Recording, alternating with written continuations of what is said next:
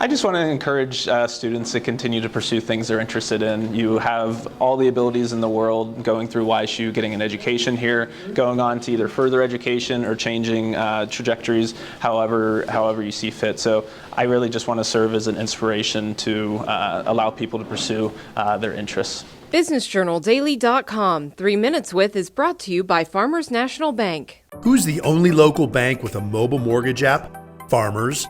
Download the app to contact your lender, calculate payments, securely scan and upload documents, and check the status of your loan. Fiercely local, fiercely loyal, Farmers. I was always interested in tinkering with things. I like to see, I always enjoyed seeing things move. And you usually need a little bit of software to do that and a little bit of hardware. And as you build one little thing that moves, you then start to build bigger things that move. And at some point, they just become a nice big robot. I'm a YSU alumni. I graduated from Matthews in 2013. I graduated from YSU with 2 degrees, one in electrical engineering, one in computer science in 2017.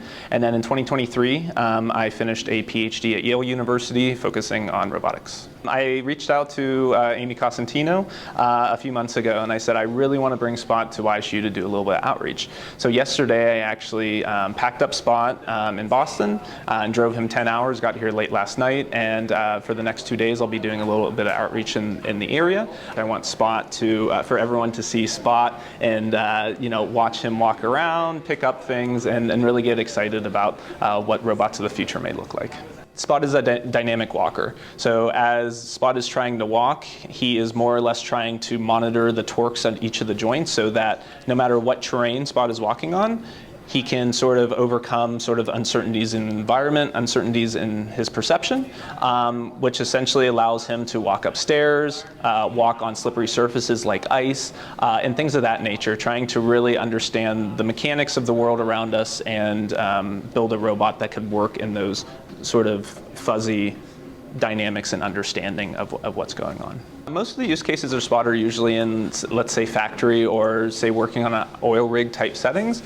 We really want to focus on using robots in those sort of mundane or dangerous tasks that humans typically need to do. So think about someone walking around a factory and looking at gauges, reading, making sure different valves are working appropriately, or even measuring the temperatures of different bearings on a machine. Spot could essentially walk around autonomously and sort of log these things in these kind of harsh and dirty environments. The quest for sort of a dynamic walking robot has been sort of a trajectory over the past 40 years where people have really been thinking about this. Back in sort of the late 70s, early 80s, there's a professor at Carnegie Mellon University, his name is Mark Rabert. He started the Leg Lab, and he started looking at monopod hoppers for a long time. He then went to MIT, continued the Leg Lab, and they started doing bipedal and quadruped walkers. At one point, about 10 years in, he decided to leave, and he started what we know as today as Boston Dynamics. So Boston Dynamics has been around for 30 years, and sort of this quest of having more dynamic walkers has been their goal for a very long time. We could watch their videos online and see exactly what has been happening over the years, but the idea of actually realizing locomotion in robots is, we are seeing it here today compared to especially where we were at 5 to 10 years ago.